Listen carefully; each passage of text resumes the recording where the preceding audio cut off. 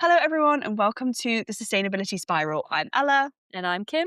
and this is the podcast where we take you through sustainability's hottest topics, pun intended. On today's episode, we're diving headfirst into the biggest sporting event of the summer, FIFA World Cup, and not diving for a free kick. This week, we're joined by the wonderful Dominique Santini, who's going to talk us through the intersection of sports, sponsors, and sustainability. And don't forget to follow us on Instagram at the Sustainability Spiral, and make sure you hit follow on your favourite podcast player app so you never miss a spiral. Should we get into it? Let's get into it.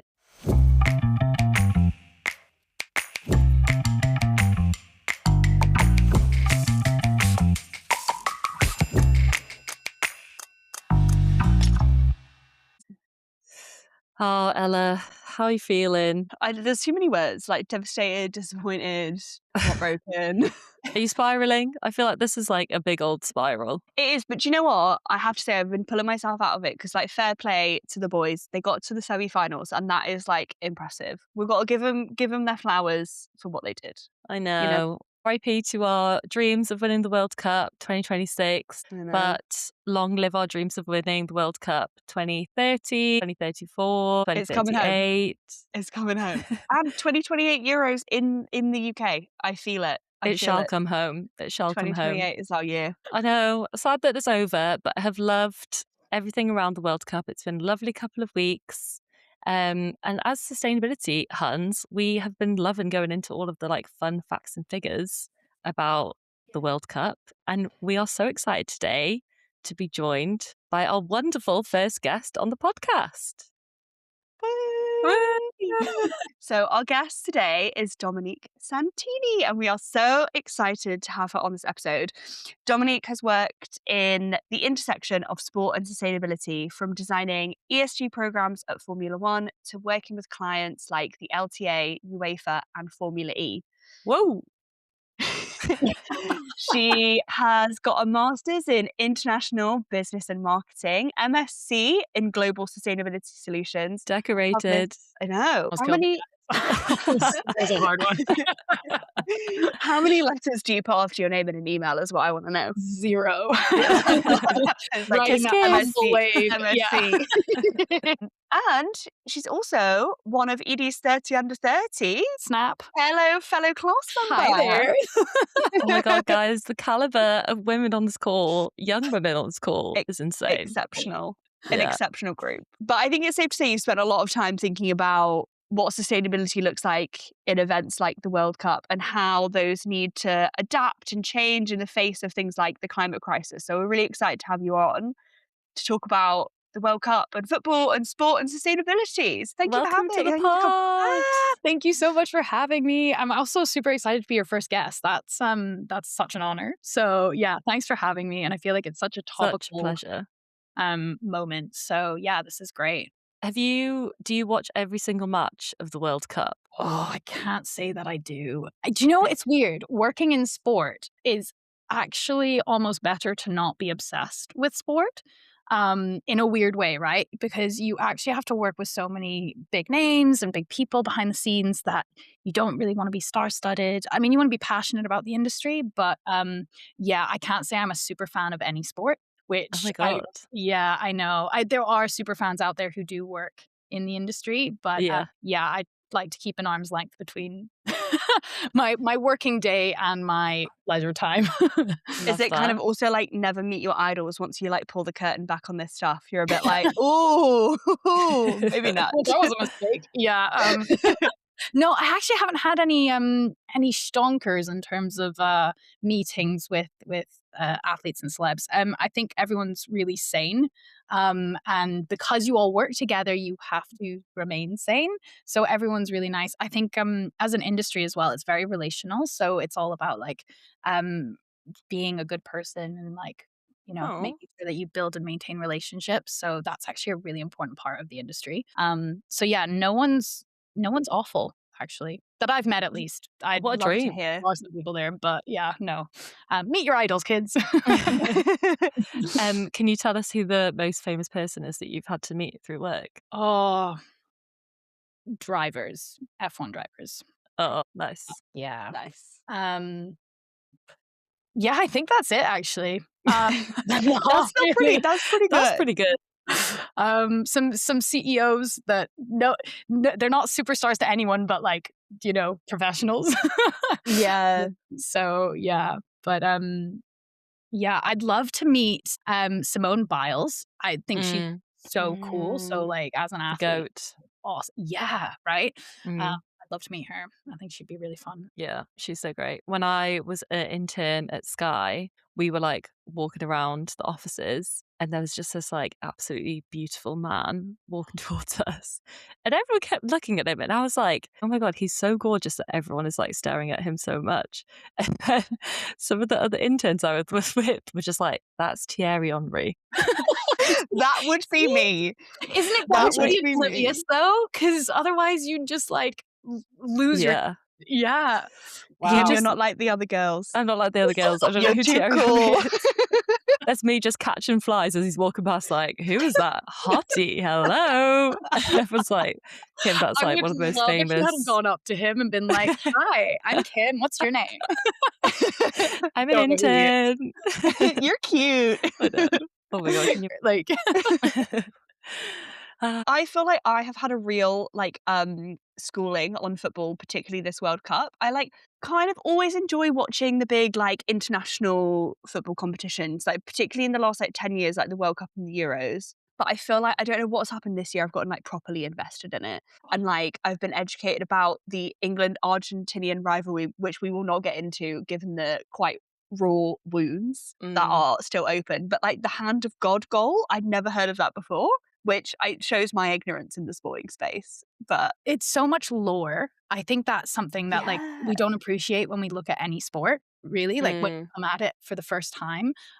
There's so many things, especially in the States now. I don't know if you've seen like all the social media around like guys getting their girlfriends into whatever favorite sport they have by giving them like a Gossip Girl rundown of the lore and like all of the like rivalries and like this is why it's important that this player is going to this team and they hate each other and like all this stuff. And it just like it's actually just a big Gossip Girl world. I'm not gonna lie to you. Like I feel like that's why the boys love it. But I mean, this is exactly what Formula One did with Drive to Survive. Like, this is what got me into Formula One. Was not, no offense. I mean, I think the engineering behind it is really interesting, and the cars are really cool. But it's all the like juicy tea behind the scenes, and the like the TV show is so good because there's all this like gossip, and they're like drama, and you're like, oh my God, and like, yeah, I'm like, that's what gets me into it. I'm like, yeah, perfect. it's a storyline, right? Of like, oh, who's gonna come out on top, and like, oh, so and so did this. Like, it is nail biting, just because of that, really, to be honest. So dramatic, obsessed, so dramatic. Sometimes melodramatic, but that's okay. We're getting into a real tangent here, and we will bring it back to the actual point of this conversation. But have you seen who is performing at the final, like the World Cup final? There's like an opening thing which is like Tom Cruise, Robbie Williams, Robbie, and like him. some other like rando Americans I've never heard of. And then the halftime performance, because it's like the Super Bowl, is Madonna, Shout out. Shakira. Hello. Well, when she's not at the FIFA stage, well, yeah, to be fair. I mean, it had to be World Cup. Shakira. Yeah. Justin Bieber and BTS. So I was looking into this because I was thinking, like, with Justin Bieber, I thought that was quite odd, but then I thought, is it because he's Canadian? And his Coachella set was pretty incredible. It was good. It was very viral. But then the other artists, like, there isn't linked to the other countries. Yeah. I think Apart from he Madonna. needs. So Shakira, I think, is like the Latin American crowd. Yeah, they're like Mexico, Shakira, that'll do. I know, but like, Please, but yeah. yeah. To be fair, she just loves it. She always wants it. She's like, FIFA opportunity, yes. Like, you don't need to pay me, I'll pay you. I want to be there. Yeah. She loves it. She just books in every 4 years. Performance. Like she's booked till 2050.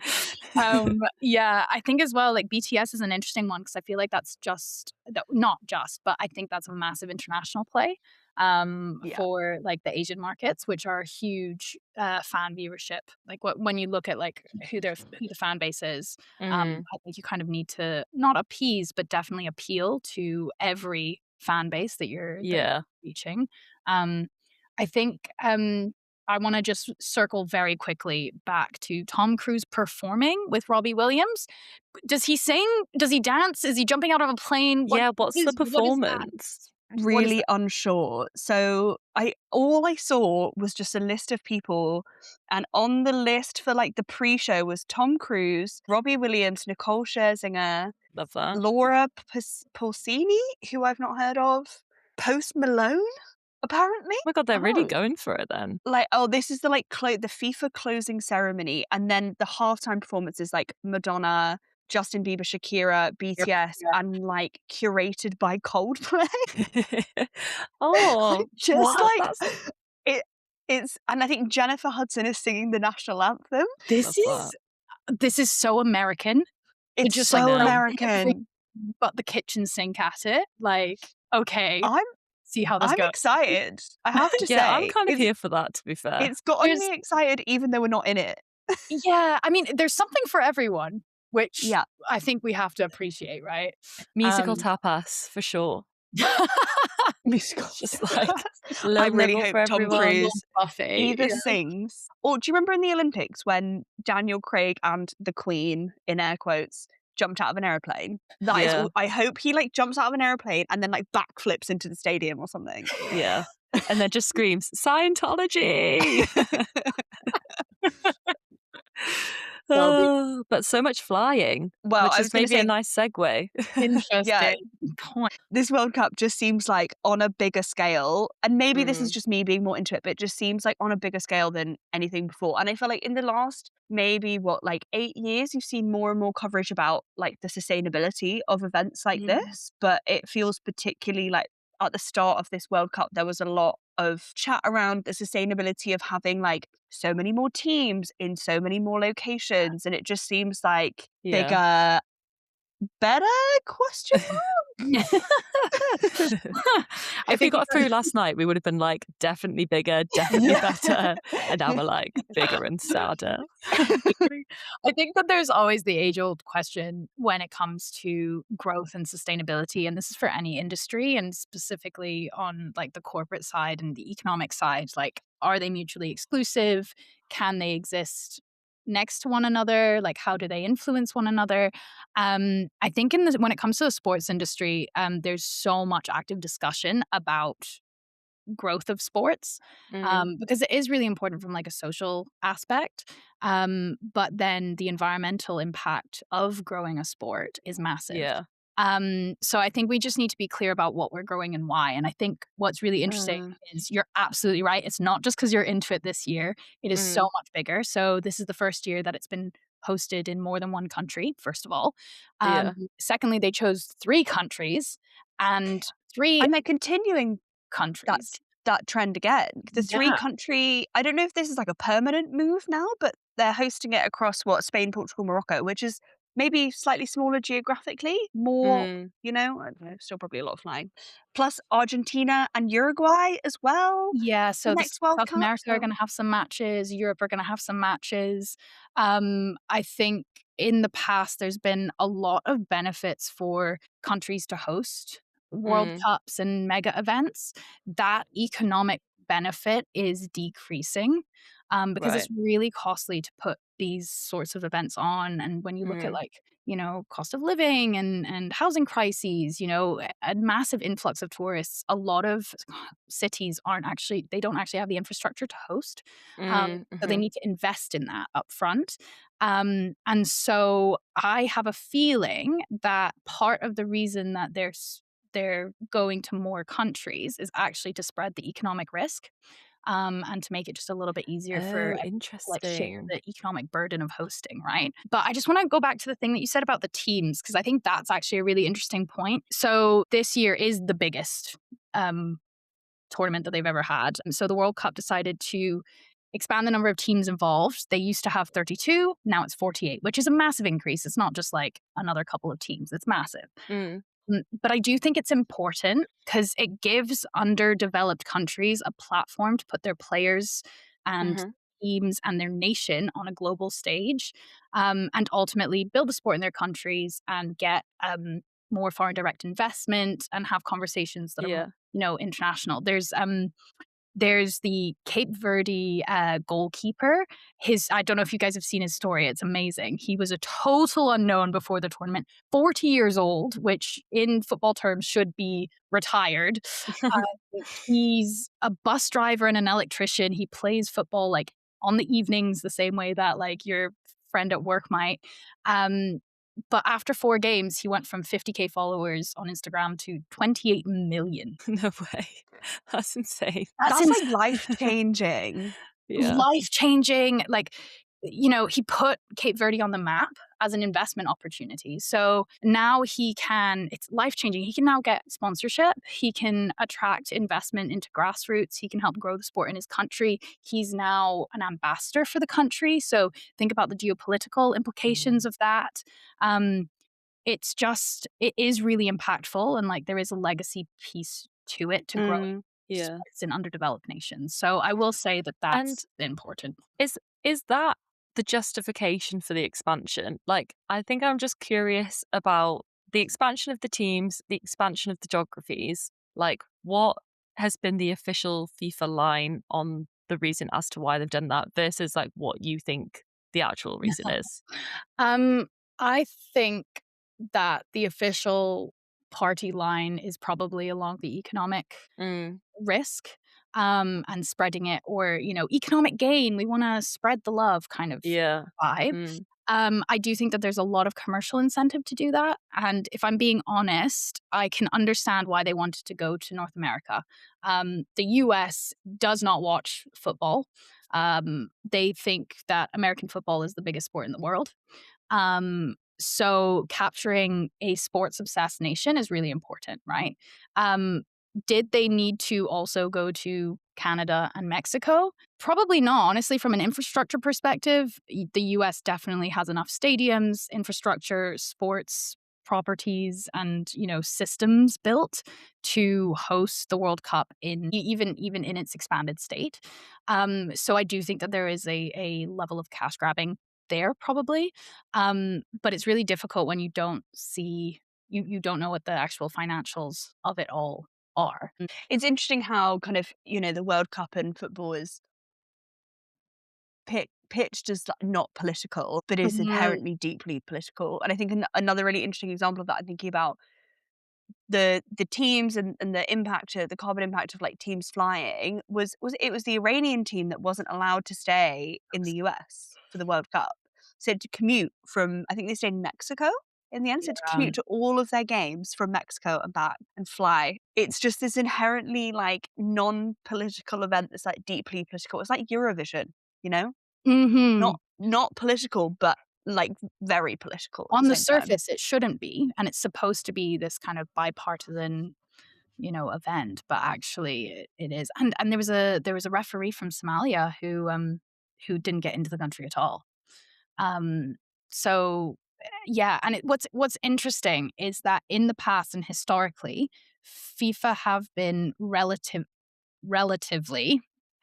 removed from politics. This is probably the most involved and the most overstepping I think we've seen in terms of what they allow and what they don't allow. One of the beautiful values that they have upheld very strongly throughout the decades is that everyone is welcome. And we saw that in Qatar. We saw that to an extent in Russia, where, you know, in Qatar they did end up saying, look, people from the LGBT community are welcome in. Like that is actually a really huge statement to have made at that level. So the fact that there are people from different nations that are being treated unfairly and differently because of the host nation, that is something that is, yeah, that's not happened to this level as much before. And I mean, let's not even get on to the red card situation of it all. Red card Let's not gate? Yeah. red card game. I did quite enjoy. I was watching the final, not the final, the semi-final that England played in the pub yesterday, and every time, is it Infantino? Yeah, The guy, the video. yeah, every time he came on, the entire pub just booed, which I He's thought was such a very So English. many boos. Yeah, yeah. And he kind of like loved it. I feel like he was getting booed in the stadium and he just like, if I got booed by that many people, I would be absolutely mortified. And I think I'd have to like run off and like go do some positive like therapy, self-acceptance talk. But he just was like, he He's just like very didn't care. he's very Jeff Bezos coded in that way. Mm-hmm. Definitely. It's just an interesting crowd. There's just so much like there's so much to talk about this in particular, but it was interesting what you were saying around how the World Cup historically has been seen as a way for countries to like boost tourism, get people in. It was a real like economic opportunity, and that is kind of changing into to remove some of that risk. They've kind of tried to diversify where they're hosting it. I also wonder like how much that was linked to kind of Qatar hosting the World Cup, and obviously as a nation that had zero footballing infrastructure but lots of money, they like won the bid, built all these stadiums, like, you know, lots of reported human rights violations obviously denied by Qatar. But I also wonder how much kind of that very bad look fed into them wanting to maybe kind of, you know, diversify some of the risk of the host nations as well. Yeah, that's a good point. I think there was a lot of backlash after Qatar for so many reasons.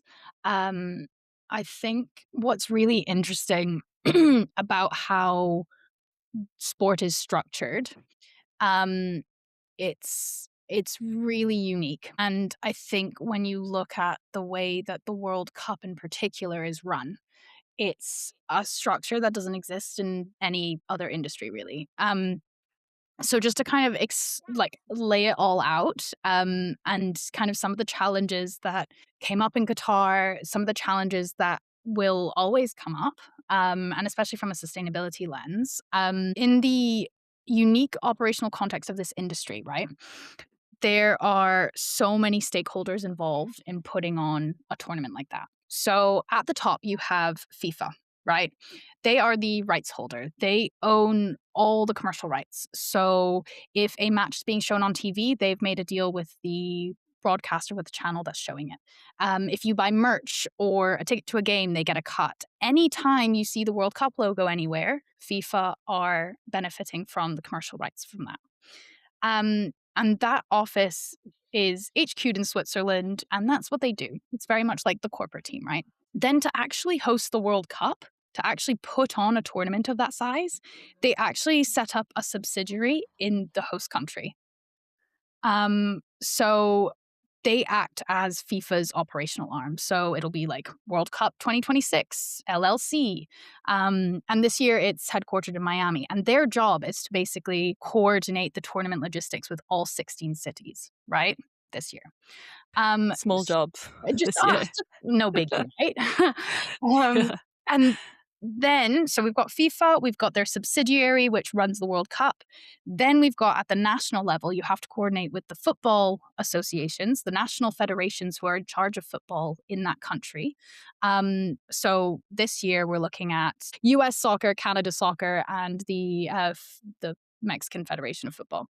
So you've got the national level in the sporting world, and then you've also got the national governments that you have to coordinate with. Then we go one layer deeper, and you're coordinating with host cities. So there's two entities that are mainly involved. So you've got the city's authorities, but then each city also has a local organizing committee that feeds into the World Cup. It's just too much, isn't it? Too much. We haven't even got the stadiums. Like, This is, you know? this is taking me back, Kim, to when our old boss once tried to explain the FA to us, and he drew out like a diagram of how the FA works, and it's giving me flashbacks to that. And don't quiz me because I don't remember.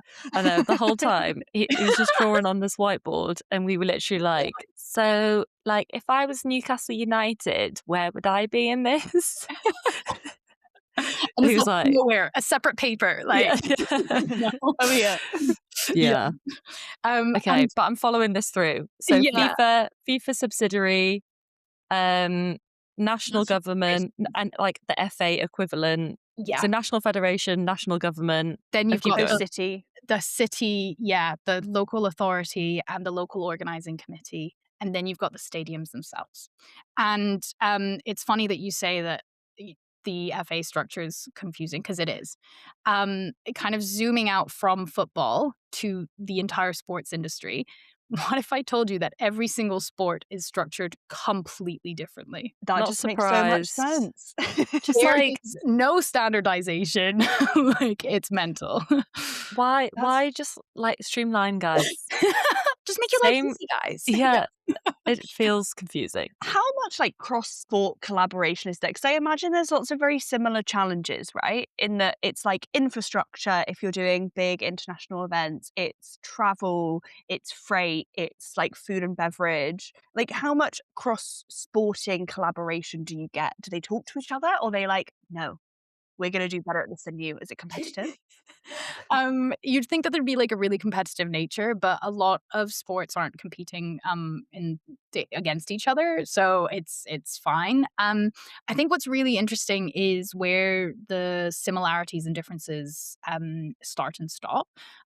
So let's go to like actually thinking about different sports. So let's take tennis, right? That's a tournament sport. It has the opens, which are run across different countries, but it is a tournament within itself that's like, a month long.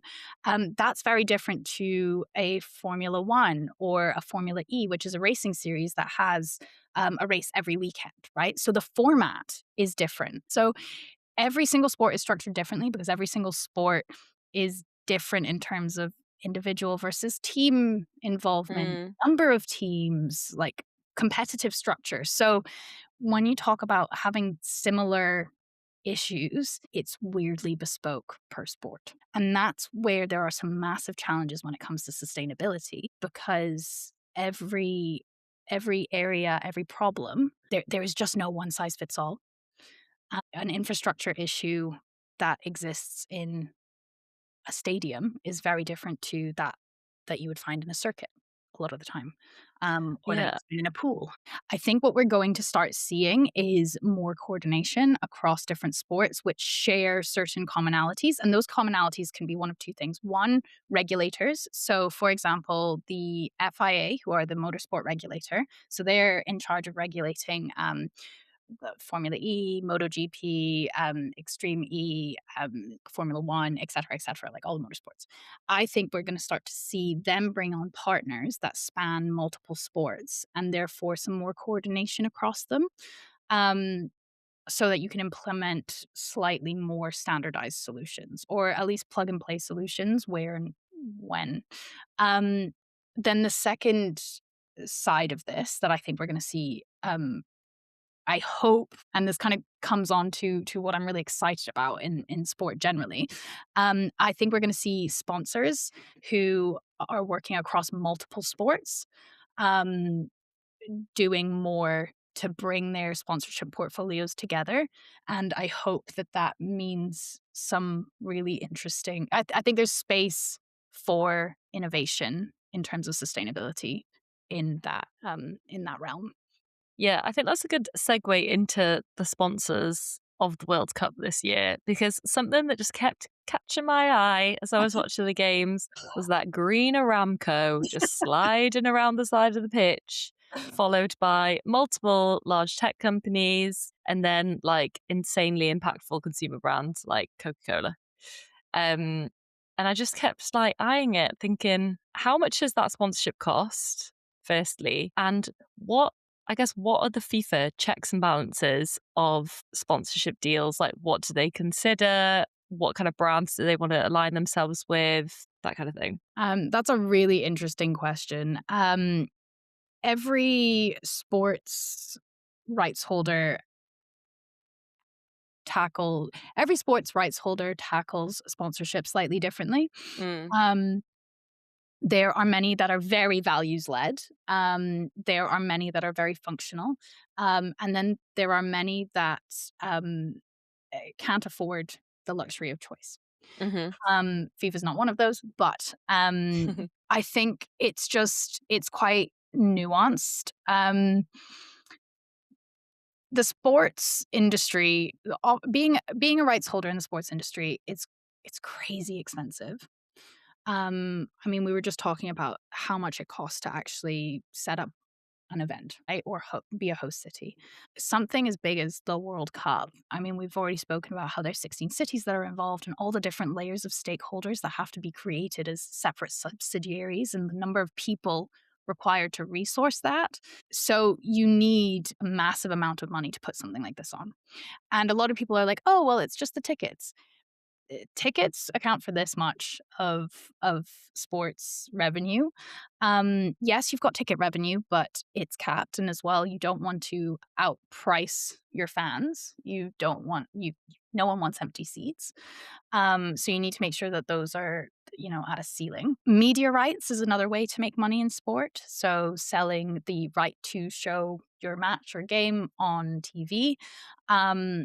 That again has a lot of regulations depending on what countries you're in, especially because there's, state-run broadcast stations and that sort of thing. So then you're kind of left with sponsorship revenue as the biggest piece of pie you can go after. And yeah, I'm not saying it's totally arbitrary, but like it's pretty uncapped as markets go. So what you do to calculate how much a sponsorship is worth is, let's say, like a front of shirt or like a banner or something. You calculate how many times or for how long that's going to be seen by how many people. And therefore, if you were to take like a customer acquisition cost, so for example, for every 100 people that see our logo, 10 of them will think, oh, I need to buy Coca-Cola, right? And therefore you can start to convert it to sales. Now, there are massive discussions in the sports industry around attribution and customer acquisition costs, and it's a very ongoing debate. But that is generally finger in the air how it's done. I think the biggest invisible part of sponsorship that people don't think about, because you don't see it as a fan, you don't see it on TV, is actually hospitality. So you have, when like the camera pans to like Tom Holland sitting in like a really comfy booth, right? Those are my favorite parts of all matches. The The celeb spots. I'm like, it's David Beckham again. Oh my God. Exactly. So they tend to be part of like hospitality packages, which are these VIP rooms that exist in the stadiums, where they can go in. They have like, this is going to sound really like granular, but they have their own food. They have their own space. It's super private. And it's not just for celebrities. Sponsors pay for those spaces, and they pay for it to be decorated in their, Heineken green or whatever. And they use these games these sporting events to host potential clients and build relationships and schmooze their B2B prospects, etc. So that is actually a massive part of sponsorship packages, especially for B2B brands. Yeah, because I was thinking with like Aramco, obviously they've got a lot of the time on the pitch. I'm assuming that like calculation of how much the viewers are seeing that is like quite a high, I guess like hit rate. I don't know what Yeah, you call it. exposure rate. Yeah. Yeah, exposure rate. But then I was like, what is the consumer angle to that? Like, I don't, Joe Blogs isn't going to like go on aramco.com and be like, oh yes, Oh, oil I and love gas, oil. like buy that. Yeah. Like, I get it more with consumer brands like Coca-Cola, for example, because then you're like, oh, actually, yeah, I would actually love a Coca-Cola right now. But with the more B2B businesses, it's so interesting that that's actually more the layer that's important to them, is like the hosting around it, like finalizing deals, entertainment, schmoozing. And that almost being like the impressive part of the sponsorship for those potential clients from a more B2B perspective. I also feel like maybe this is where we start to get into like sports washing territory and like how association of a brand or a country with certain events can like boost your kind of brand or country rep. And I don't know, like Dominique, if you could like explain a bit what sports washing is, and also like maybe give a bit more of a a nuanced view about how it's seen in the industry, if it's a real thing, if it's a worthwhile term. I think obviously Kim and I both come from sustainability outside of sport, so greenwashing has always been a really big term for us. And I've done a lot of work in kind of like avoiding greenwashing in advertising, and I think there's a lot of fear around greenwashing from like big corporates, but sports washing is slightly different from that. I don't know if you could like give us a bit more deets. Yeah, sports watching is very trendy at the moment, actually. And I think there's a lot of reasons for that. But to kind of just explain what it's about, it's basically sports washing is a marketing strategy that entities, countries, organizations use to change public perception. It's a bit morbid, but it actually began in Nazi Germany, who hosted the 1936 Olympics. Um, and broadly speaking, when we look at marketing, just generally, the reason that brands want to become sports sponsors, it tends to be because they want customers to associate their brand with something that they love, right? We want to speak to hearts and minds, not just, the rational, logical consumer. You want to appeal to that emotional element. You need to tie your brand to something that elicits an emotional response. So over time, if your brand is always on the pitch when your favorite team wins, you're going to associate that passion and that excitement for your favorite sport subconsciously to the brand, right? And therefore the perception changes. So it's more Um, like a psychology thing. it's a behavioral psychology thing, and it's So appealing to the fact we're interesting. so flawed as humans, and like we're not rational consumers, and Mm, we do, yeah, we love excitement and we love being passionate about things, and we're competitive, and so um, yeah. yeah, it's definitely psychological. Mm. But the sports washing side is when it's used intentionally um, to change a damaged reputation. Um, but I think what's you've both mentioned it's more nuanced than it probably looks. Like we've already spoken about how expensive it is to run an event.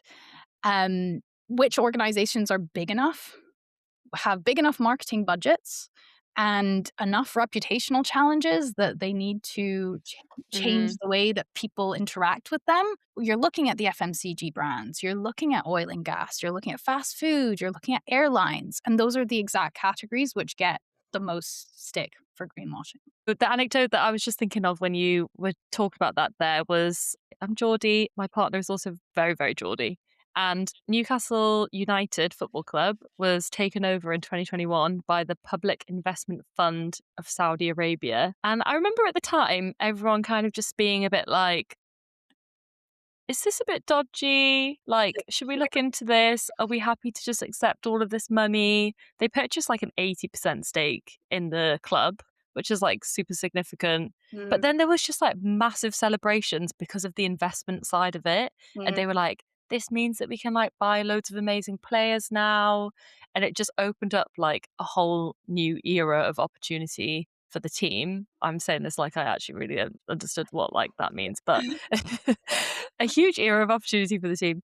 And I think that people kind of just were a bit like, other teams are doing it, it's kind of fine, and not mm, really questioning it because the payoff was like so good. mm. I think Has anyone watched the FIFA documentary on Netflix? It was like FIFA Uncovered. Mm, And it's about it particularly focuses on the big corruption scandal a couple of years ago, but in that they talk about how, because obviously it talks about the kind of the Qatar bid for the World Cup, and it talks about how a nation kind of inorganically uses sport to like nation build essentially, because when you take the UK, like sport is so much a part of the fabric of our nation. Look at the last few weeks of the World Cup mm. and how it has like arguably brought the nation together in a very positive way.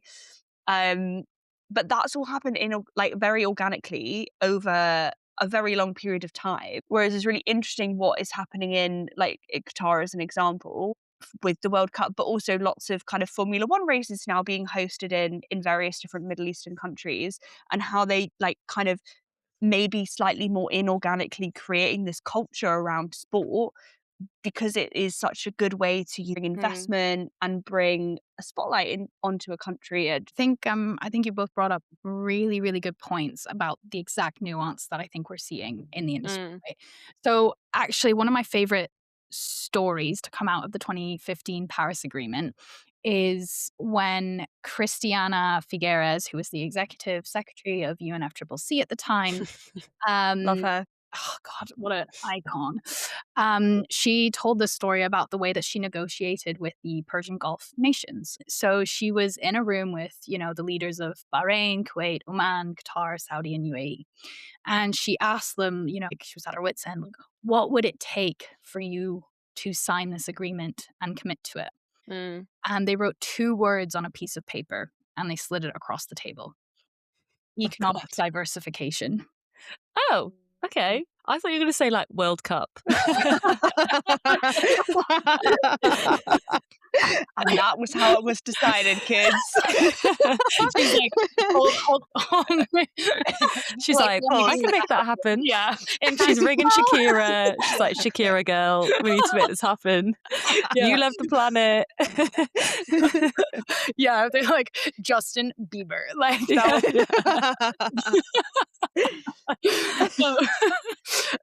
sadly a much less interesting piece of paper. But yeah, I mean, economic diversification is their absolute priority. So there's a real argument that sport gives those countries a platform to diversify from fossil fuel industries. I think if we go back to what we were saying about hospitality and B2B kind of conversations that you can have, Aramco's sponsorship of the World Cup not only affords them, yes, that kind of the exposure to their brand, but it affords them access to rooms where they can have conversations to change the shape of their economy away from fossil fuels. Now, if they choose to use it that way, they can. And I think that, on a personal level, I don't think that they or really any oil and gas company is doing nearly enough work, not even a fraction of what they should be doing to accelerate the global energy transition. And I do think that there is something important in holding companies like that accountable. However, I can see why people outside the industry would think that sports washing is a really good stick to kind of do that with. But the reality is that rights holders will, like your example in Newcastle, rights holders will rarely turn down a lot of money that ensures the future of their sport.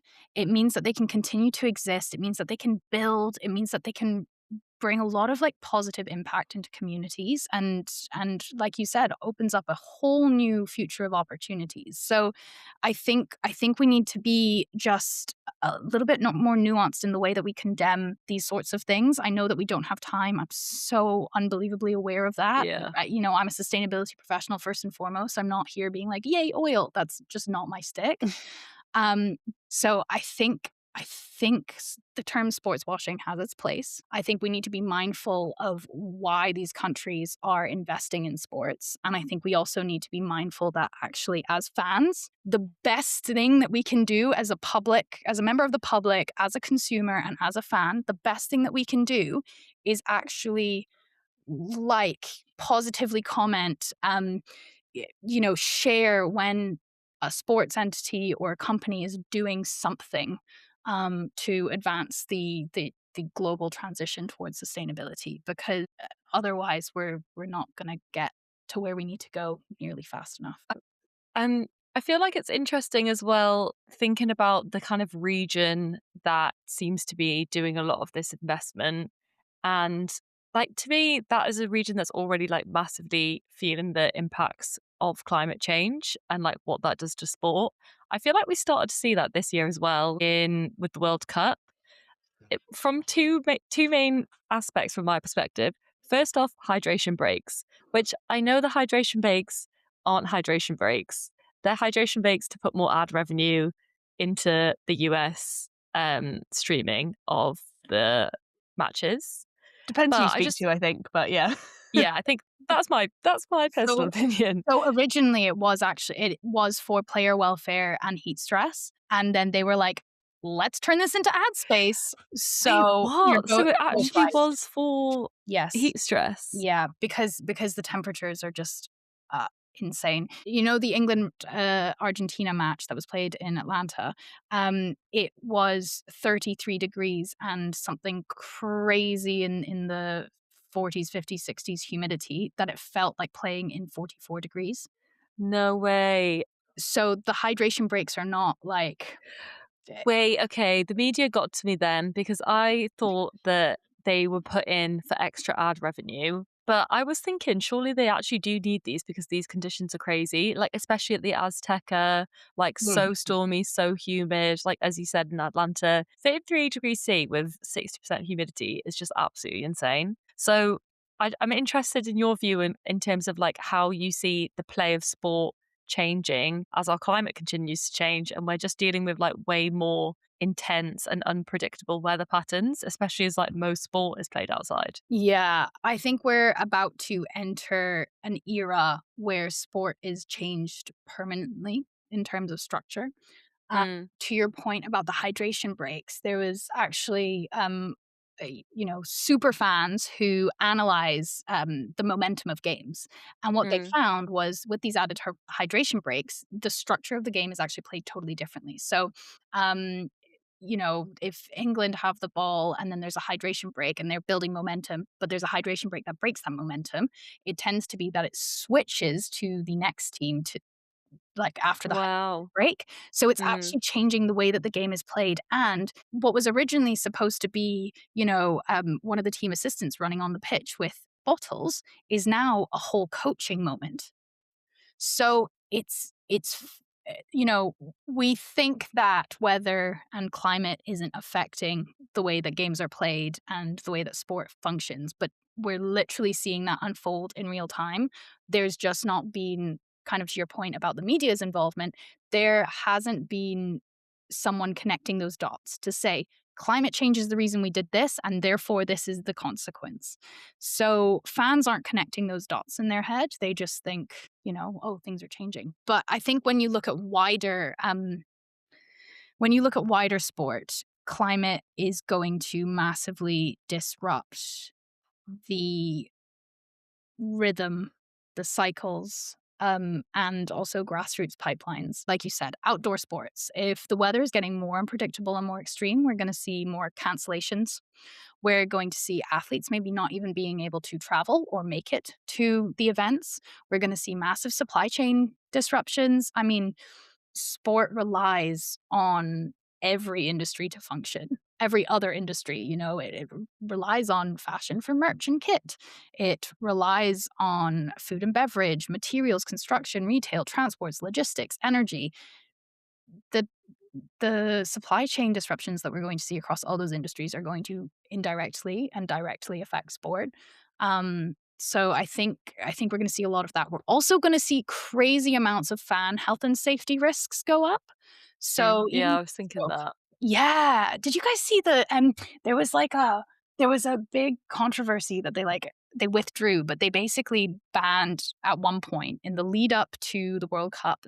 FIFA decided you're not going to be allowed in the stadium with a reusable bottle. You'll have to Oh buy my God. a bottle. I saw this and I was like, that is absolutely insane. Because, like you said, if it's 33 degrees C, I think some of the stadiums are like air conditioned, but if you're like looping around in those massive queues, there's 50, 60, 70,000 people, like no access to free drinking water, like that just must be a completely massive health risk that they're just completely overlooking. Massively. And when like you said, 70,000 people, that's a massive health risk. And you're looking at the demographic of these people and like the amount of time that they're having to spend outside. If you're needing to add extra hydration breaks for a team that's playing 90 minutes, the people who are there all day, like you need to account for their health and safety. So we're going to be seeing a lot of adaptation. This is like when Ella queued up for Taylor Swift at 8 a.m. in the morning, just in Yeah, the to height be of fair, summer. it was not a good day for it,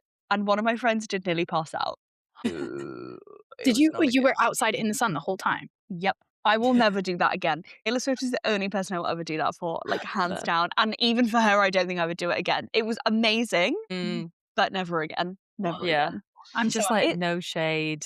no Just shade, just heat yeah. and Did you get like sun. heat stroke or anything? Like sunstroke? No, I was okay, but obviously you can't take stuff into the stadium. No. And we were like stood. So once you're stood, you're like, this is my spot. Yeah. And it's Mm. really hard to like get out and get any water. They did bring it round eventually, but it was not good. But I That's feel like it's when people start to feel the effects of these things that it really like hits home, like the heat waves that we've been having in the last like what feels like forever. But people are like the chat is like, okay, another heat wave, another heat wave. It's really hot. This is how it's going to be from now on. Do I need air conditioning? Do I need to adapt to this? Why is it happening? It's climate change. And as much as I am very sad that we're in a place where we're already feeling a lot of these effects, it does really start a narrative around why these things are happening. I thought that with the Azteca match, because obviously in the UK that was on at was it on at 2? It was meant to be on at 1, and It was then meant to be on at 1, meant to be on at 1, and then they moved it to 2 because was it because the storm was so bad that they just were like, we can't have yeah, them out there. and they were like, pubs can stay open, guys, don't worry. Yeah, keep the pubs open. Climate opportunity. Keep the pubs open.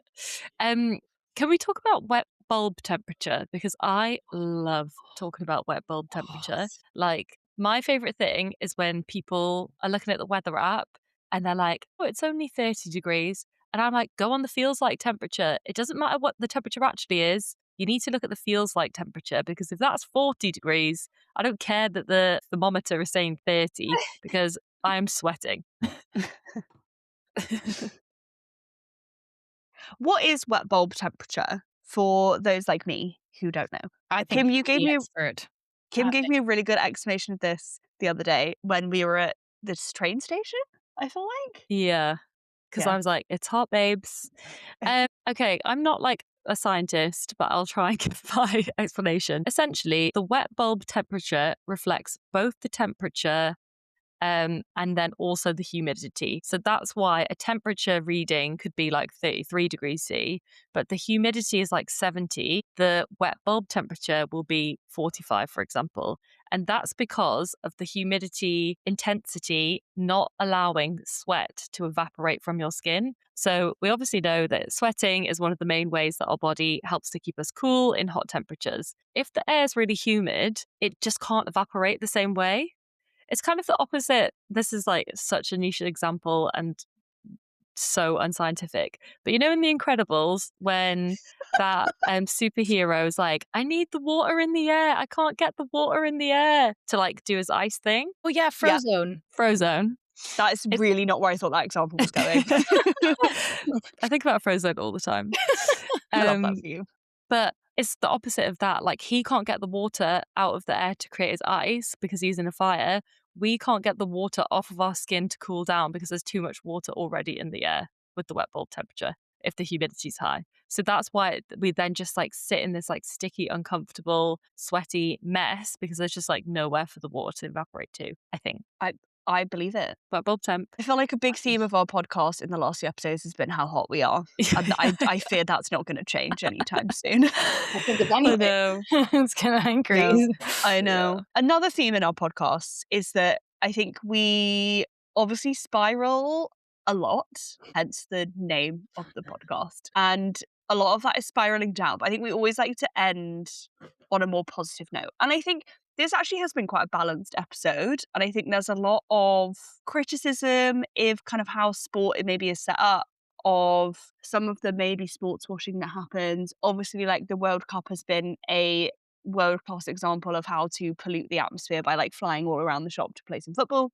And, you know, kind of sponsors are fairly questionable. But I think there's also lots of examples where sporting competitions, to our point earlier, like people really trying to do the right thing. And I went to Wimbledon, whenever it was, 2 weeks ago. Did the whole queue, was there at 4 a.m, didn't get any sleep. You're such a good queuer. I'm so impressed. I'm so English. So British. Well, honestly, so we queued. Sorry, this is a real tangent. Got there at 4 a.m. to queue for Wimbledon. Got in at, I think, 11. So, you know, what's that? 7 hours of queuing.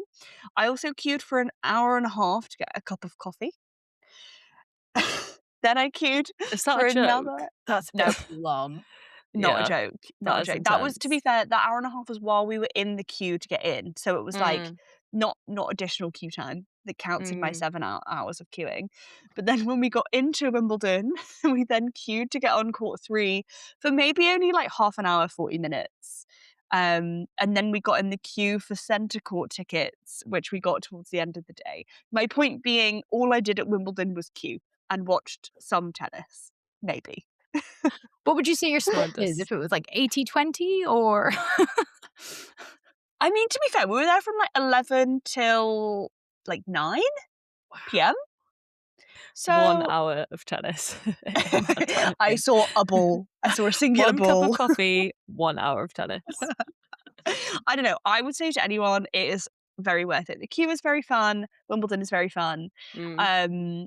And Wimbledon uses like one of my favorite sustainability like cool startups, which is Notpla, like the seaweed packaging. Kim and I are obsessed with them. I We love went Doppler. Shout out to them. Love them so much. We went to a conference a few years ago and they were there handing out their like Notpla packaging for olive oil, which is like single-use olive oil sachets. And you like rip the top off and then it decomposes. And I had one of those in my bag. This is like probably the best test for any product, I think, for about a month. And it was fine. No leak.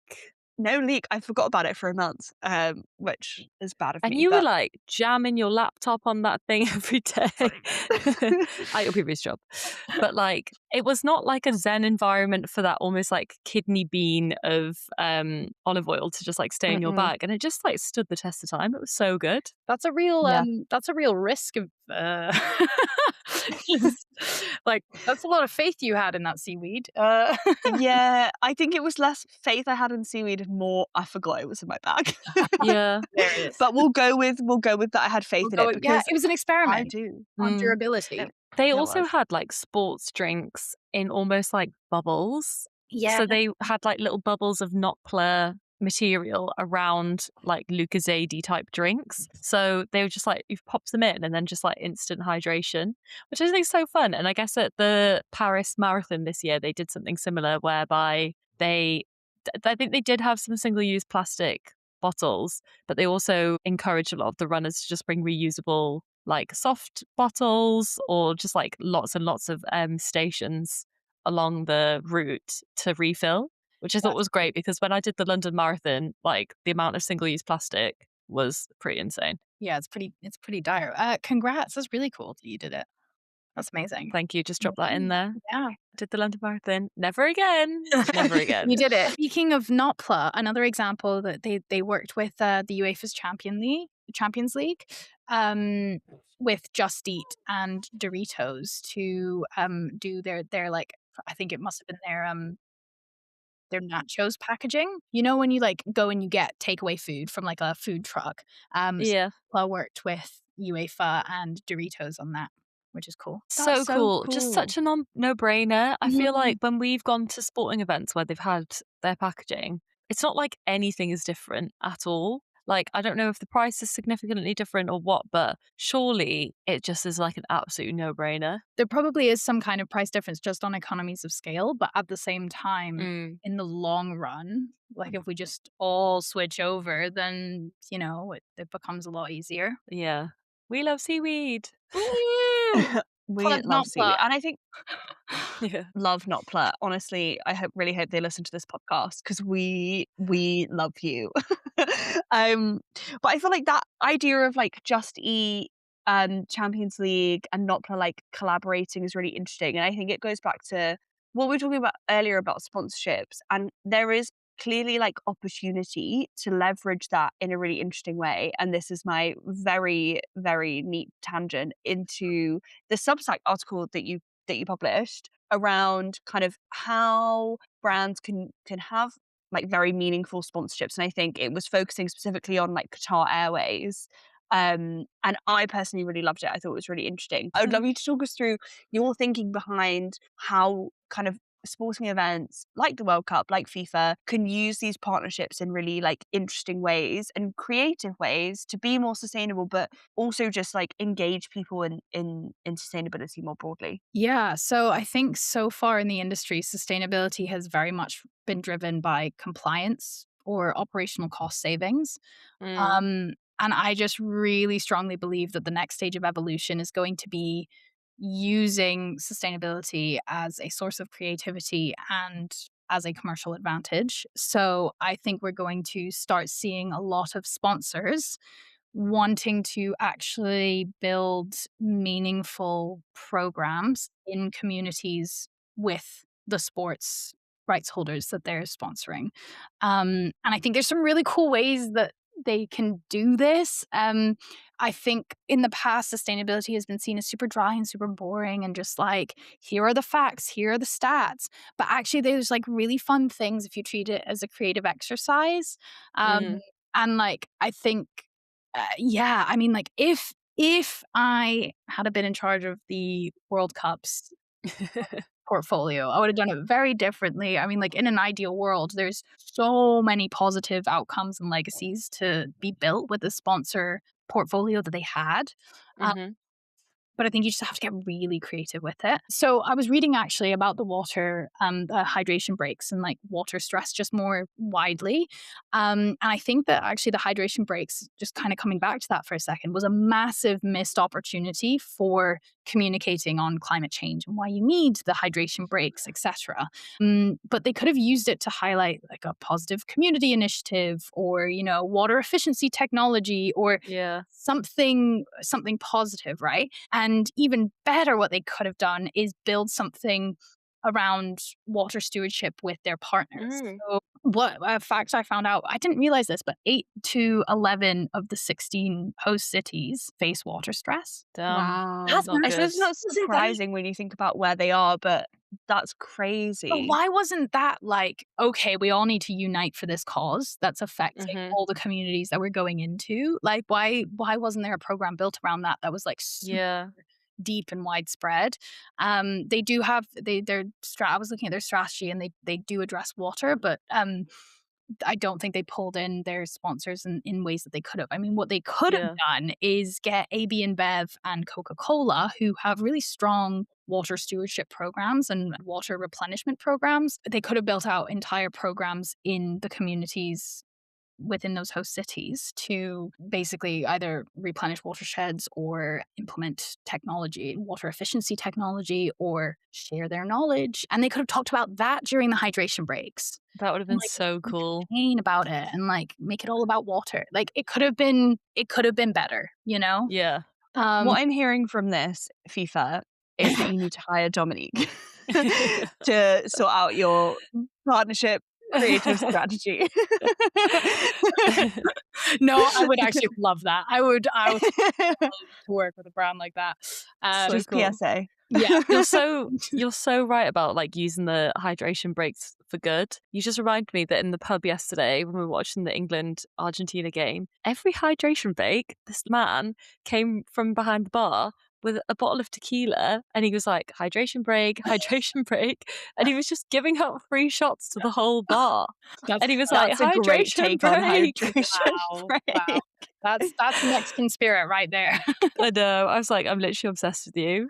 But Love that. great, like, if chance, if that was sponsored by the tequila, that would have been a great one. But we could also use it for like water scarcity Mm. initiatives, water stewardship from the big sponsors, like you said, that like could have done so much more with that campaigning time. Yeah. And I mean, if you're going to run an ad, you might as well run a campaign that says something and like does something, right? Yeah.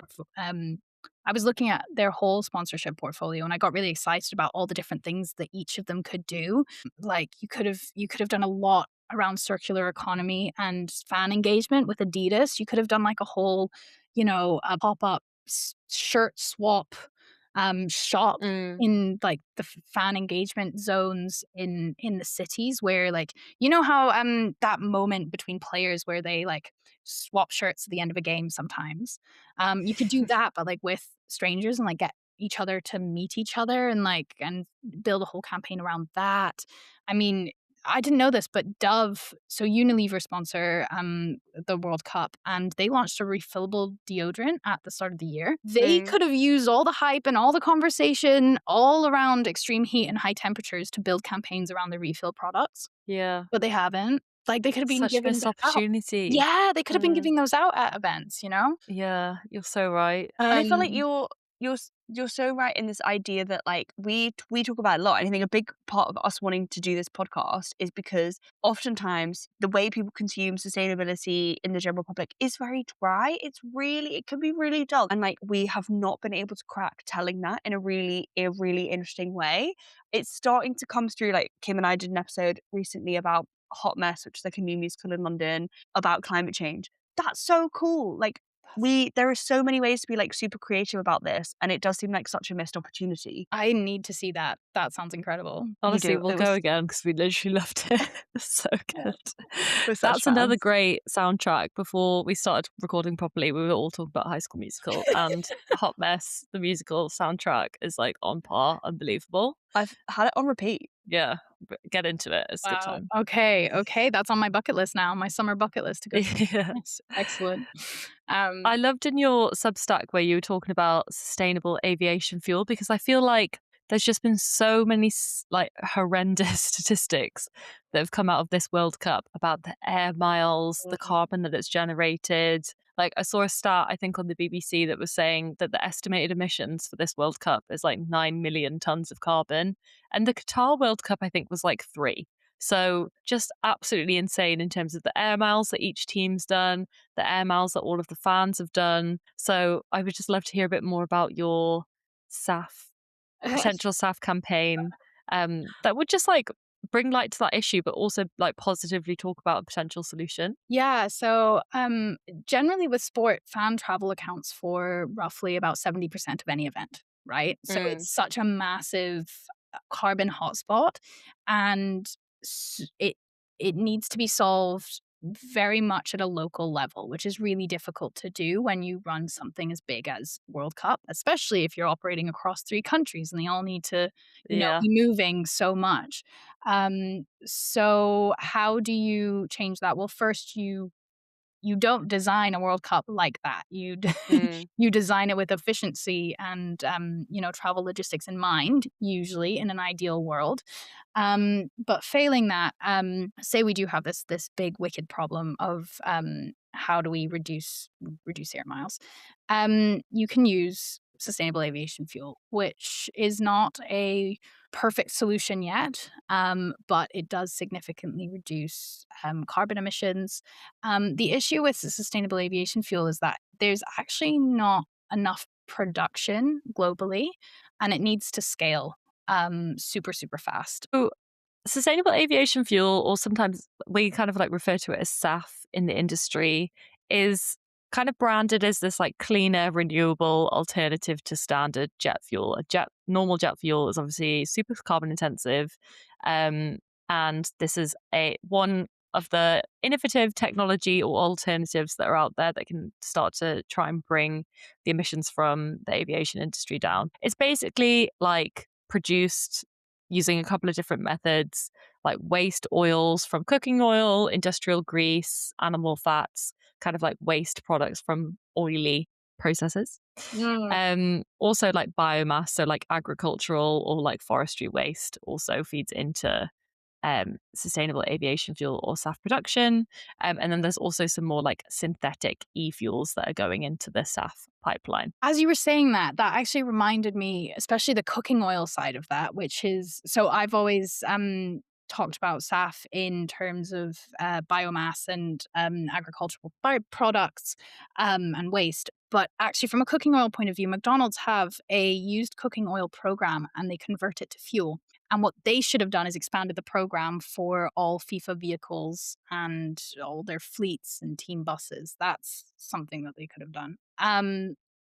But yes, from an aviation fuel perspective, Qatar Airways are really keen to grow their SAF production capabilities. Now, the issue is that it can't be produced en masse everywhere. There's only certain places where it's being done, and we need to scale production. So I think that there's a real big opportunity for Qatar Airways to partner almost with Aramco through the FIFA lens, to team up to develop a program that invests in the US Midwest, which has a massive agricultural belt that produce SAF, actually. And they could use their power to accelerate the production and deployment of sustainable aviation fuel and actually use it for team travel. There's a side of this that can be for that's fan facing, where you provide incentives and using FIFA to leverage that. There's just there's just a lot that could be done in this space. And it's super exciting. I mean, that was part of the work that I did at F1 was working with DHL and Qatar Airways to build up a SAF framework. And I think the F1, the most recent F1 report came out, and it's ended up saving over 20,000 tons of CO2 in like the past less than 2 years. So it does have significant effects. And yeah, it just could be like a really positive, feel good story that honestly, long term, they've invested in infrastructure that actually lasts and builds up SAF production capabilities, but also invests in the agricultural industry in the States. So it's really a Such a win win nice win win win. story. Yeah, Yeah, yeah. so nice. I love that. And Wins everyone. everyone should go away and read Dominique's Substack. We will link it in the show notes because I loved it. I wish that I could put Substacks on Goodreads because I would be giving that 5 stars and sharing it with all my friends. No, I truly, really thought it was so interesting. And like you said, just such a creative way of like looking at a problem, using like sponsor collaboration to address it at a local level, making it relevant to like the locations in which these sports are played in. Just like such amazing thinking and like so creative. I loved it. Oh, thank you. Yeah, Very good. I mean, I feel that a there's a really exciting future for the industry to have a real lasting impact. And yeah, I honestly, I just feel so grateful. I feel so lucky that I get to work on projects with agencies, with sponsors, with startups, with rights holders, to unlock the sports industry's potential to make the world a better place.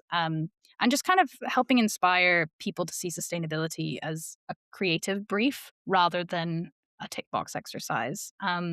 So yeah, I'm really excited about what's going to happen in that space. Make sustainability sexy again, Eh, maybe? Has it oh, ever been sexy?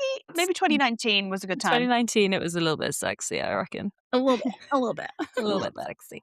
I think that's a Oh, really good place to wrap the episode. Like we've left it on such a like a positive, optimistic note of what could come in the future, and I love it. Too. Oh, Yay! thank you so much. That was so, so interesting. I hope you enjoyed being our first guest. And an incredible first guest you Such an were. incredible first I guest. had a Hard to top. blast. Thank you so much for listening to me talk about this because it's definitely very layered and it takes a lot of time to kind of unpick. So thank you for being so patient, so engaged, and yeah, just great to chat to. I mean, this is your audience. I'm feeling multiple pub trips coming up where we dive into each of these areas we've discussed today in a heck of a lot more detail. That sounds like a plan. Let's do it while it's warm. Yeah. Perfect. So good. Fabulous. Well, if you've enjoyed this episode, be sure to subscribe and share with anyone that you think would be interested. And don't forget to share your spirals with us on our social media channels, Instagram, LinkedIn, YouTube, you name it, we're on it. Amazing. Well, thanks for listening. We'll see you next time. See you next time. Bye.